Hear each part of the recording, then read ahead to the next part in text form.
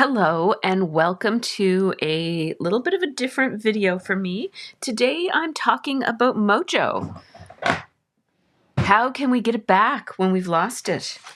That's a good question, huh? I have gathered up a few of my favorite ways to jumpstart my Mojo machine when I find it difficult to get scrapping, either to find the motivation or the inspiration or the energy. It can be hard. I am struggling with a cold right now. I've had it since before Christmas, and I can totally relate to lacking the energy and motivation to pull out your supplies and try to figure out what you're going to scrapbook. I have this beautiful kit on hand. It's off to the side here, and I am going to do some scrapbooking a little bit later on today. But what I thought I'd do first is share with you some of my favorite tools for getting back into scrapbooking if I've taken a break over the holidays, or even just if it's just been a week or even a few days and I'm having trouble getting started. My first and probably the easiest tip for jump-starting your Mojo is to use a sketch. I'm actually going to drop the link for our Facebook group here because we, over on our Facebook group, which is called MercyTiara Kit Club, we have a challenge every month, and it's usually a sketch challenge, and it's usually using one of Christine Davidson's gorgeous sketches. This one here is, you can find it at creativescrappers.bigcartel.com. Christine has some beautiful sketchbooks that she has available over there in beautiful collections with sketches combined with inspirational layouts made by some of your favorite scrapbookers. And she also has some collections that are just sketches. So please do check out her shop because I adore her sketches. They're always my favorite place to go for inspiration. So every month we do post a challenge over there, and this month it's a sketchy challenge, and many months it's a sketchy challenge. Sometimes we do something different, but this month this is the sketch that we're using from Creative Scrappers. And I chose this sketch because I thought it had a real celebratory feel to it. It could be the stars, but whatever it might be, it just felt exciting and celebratory to me. Now, whenever you're using a sketch, you can always change it up. So you don't have to do exactly what's in the sketch. The idea of a sketch is that it is used as a jumping off point. It's supposed to inspire you and help you be creative. But sometimes, especially when I'm lacking my creative mojo, sometimes I find following a sketch can actually be really freeing. And if I plan to scrapbook a couple of pages, I might make my first page be an exact sketch duplicate. So I might try to make all of these circles exactly where they are and try to put large embellishments right where the stars are. And I might even use stars where the stars are. These sketches are designed so that the circles and stars can be replaced by any kind of embellishment that you want. But if you really like the look of this, you can just cut out a star and use it right there. So my second idea is my Wheel of Wonder. I love my Wheel of Wonder. I made it a long time ago, and you can check out the video right here. This is a Lazy Susan that you can get anywhere. This one is made smart, and I got mine at Canadian Tire, but I've seen them on Amazon. They're not too much money, and they just spin like this. And as you can see, I actually have two discs that I put inside of my Wheel of Wonder. Only one has the title on it because I didn't want to use my letter stickers over and over again to title it. The nice thing about this is that I have different options. So I use these labels, and I just came up with different ideas of things that I might want to scrapbook with, like use white, use embossing powder, hidden journaling, circles, double page, tags. On this side, I've got mixed media, stamped journaling, confetti, doily. This one is a free, so I left this one clear because sometimes I use my Wheel of Wonder with my patrons, and I let my patrons choose if I land on this one. Mixed media, frames, music, bold color. This one has 3+ photos, sketch, letter stamps, TV, stickles, gold, and there's even more options over here. The idea here is that you choose which wheel you want to use, but what I typically do is I have this metal arrow from a Tim Holtz pack of trinkets, and I just place it here, and then I find it very satisfying to spin this wheel. Oh, and look, it landed right in between. And so what I usually do when it lands in between is I let my patrons choose, but it's right in between bold color and blank. So I'll spin it again because I don't have any patrons here live with me, but we've got frames. So the first part of my recipe challenge here is to use frames. And then I can spin it as many times as I want to make the challenge as hard or easy as I want. And then I'm going to use a bold color. And maybe that's enough for me, or maybe I want to spin it a third time. Music. So I'm going to scrapbook about music, or using the title of a song, or some maybe music notes on my page. I'm going to use a bold color, and I'm going to use frames. And that's where I'm going to start myself with my scrapbooking. Using a challenge like this can give you some direction and be a little bit of a challenge for you. Now, you can do this a couple of ways. One thing that you could do is you could get one of these Spinny Arrow pieces. This is something that I got from one of my daughters, got those bamboozled jelly beans. I think they're made by Jelly Belly. I'm just putting the information on the screen here. They're actually called Bean Boozled. They are indeed by Jelly Belly. And this is the information from Amazon.ca. And I think that this is quite a bit overpriced. So I would look for them locally if I were you, or maybe they're better priced on Amazon.com. What some people consider a fun challenge, I do not enjoy that challenge at all. But I did take this off of the packaging after she was finished with her jelly bean adventure. And what I've decided to do is I could actually punch a hole in one of these. So I used my crocodile to poke a really big hole, and all that I did was I punched one hole, and then I just punched it bigger and punched it bigger and punched it bigger all the way around. So it's imperfect. It's just going to be harder to get a punch all the way into the center of an item this big. So I thought that my crocodile, where it has such a big arm, I thought that that was probably the easiest route for me to go to do this. And then I'm just sticking this little piece through here. And you want the paper to be on the bigger piece, because this piece won't spin freely if the paper is attached to it. And then you can just go like that. And then you've got your little wheel. You don't even need this piece. So that's another option. My other idea is one of these strip books, and I didn't make the whole book. I just wanted to kind of demonstrate this as an idea. I just took an inexpensive little notebook and cut strips, just using my scissors. Cut them like that, cut more like that.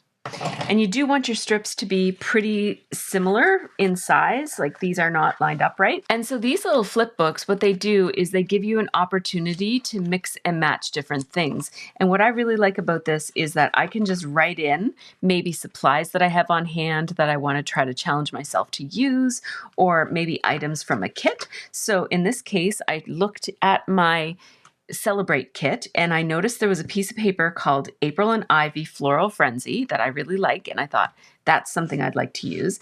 A song title, Use a Punch. There's a stencil, Use Green, Sew Stitch. And so I just came up with 10 plus years ago, that would be something I would scrapbook about. Or maybe supplies that I have had for 10 years. That would be a good idea too. Puffy stickers. Use scraps from your last project, stamp.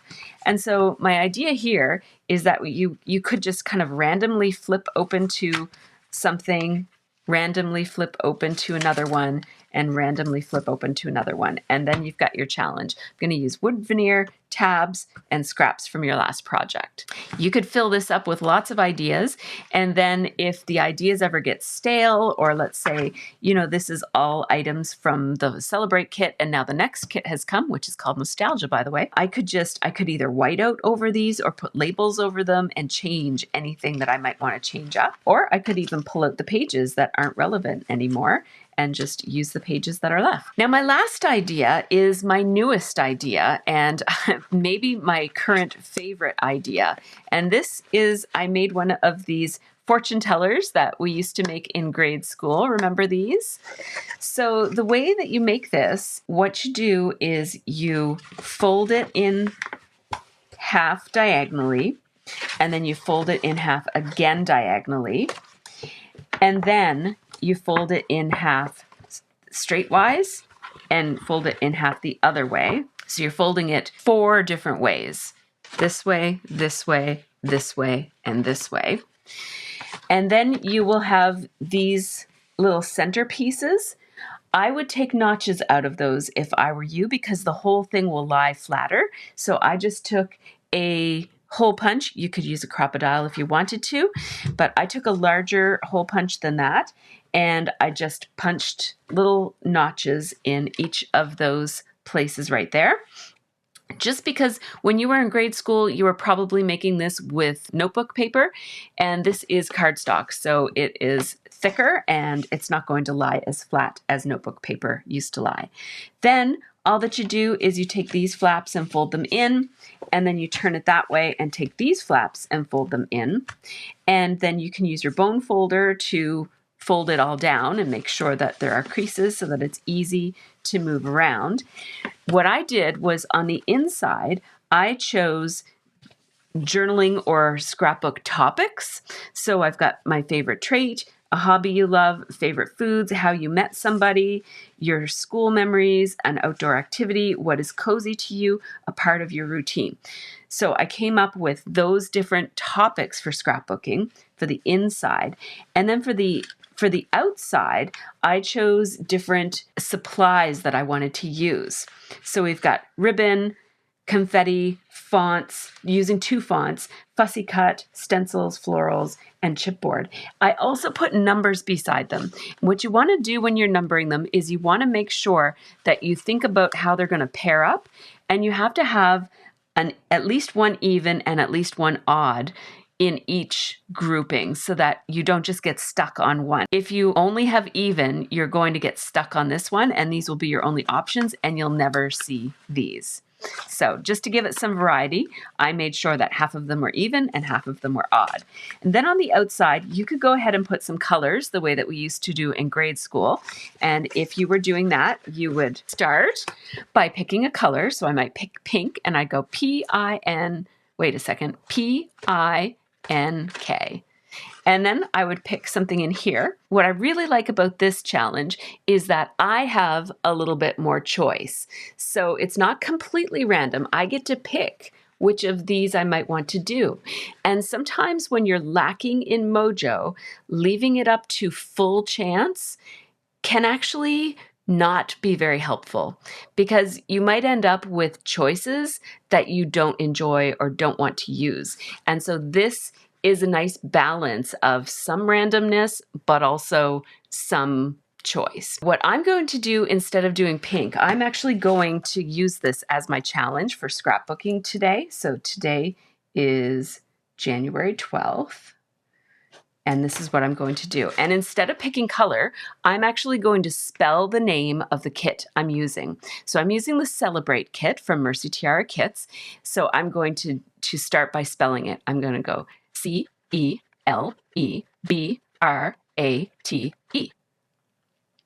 And now I get these choices.